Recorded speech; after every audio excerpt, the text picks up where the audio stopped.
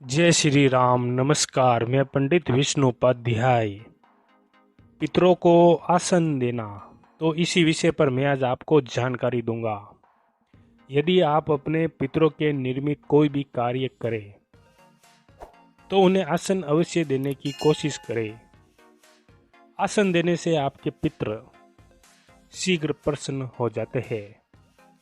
किसी तीर्थ स्थान पर जाकर यदि आप अपने पितरों के निर्मित तर्पण करते हैं, वहीं पर हवन करते हैं, श्राद्ध मनाते हैं, त्रिपिंडी श्राद्ध करते हैं, पिंडदान करते हैं, तो उसमें पितरों को आसन नहीं दिया जाता है, उनका आह्वान भी नहीं किया जाता है। केवल उनका नाम और उनकी गोत्र, उनका आपके साथ क्या संबंध है, तो उसी प्रकार वहां पर कार्य होता है। लेकिन आप अपने घर पर जब कभी भी पितरों के निर्मित सुंदरकांड का पाठ करवाए, श्रीमद् भागवत गीता का पाठ करवाए, रात्रि जागरण, इसके अलावा जो भी कार्य आप अपने पितरों का आह्वान करके करते हैं, तो फिर उनको आसन देना जरूरी है।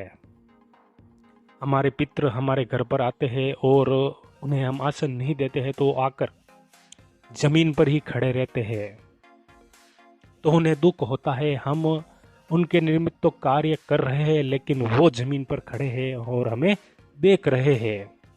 तो कभी भी ऐसी गलती आपको नहीं करनी है।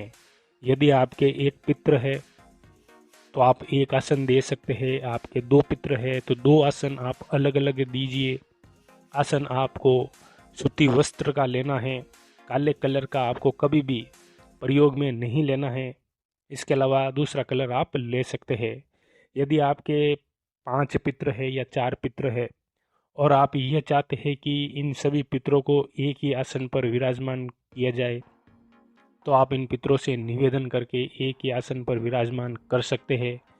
और जब कार्य संपूर्ण हो जाए तो उसके बाद आपको एक शुद्ध जल का लोटा लेना है और शुद्ध जल से आसन पर पानी के छींटे मारने हैं और आसन को वहाँ से हटाते हुए आपको अपने पितरों को याद करना है, उन्हें प्रणाम करना है। आपको ये सोचना है कि इन आसन पर आपके पितृ विराजमान है, तो जहाँ पर ये आसन लगाए हुए होते हैं तो उस आसन से कोई भी ऐसी गलती आपको नहीं करनी है जिससे आपके पितृ आप पर नाराज हो जाए। आसन पर से कभी भी डाक कर ऊपर से नहीं जाना चाहिए। इसे आपके पितृ अपने आप को अपमानित महसूस करते हैं।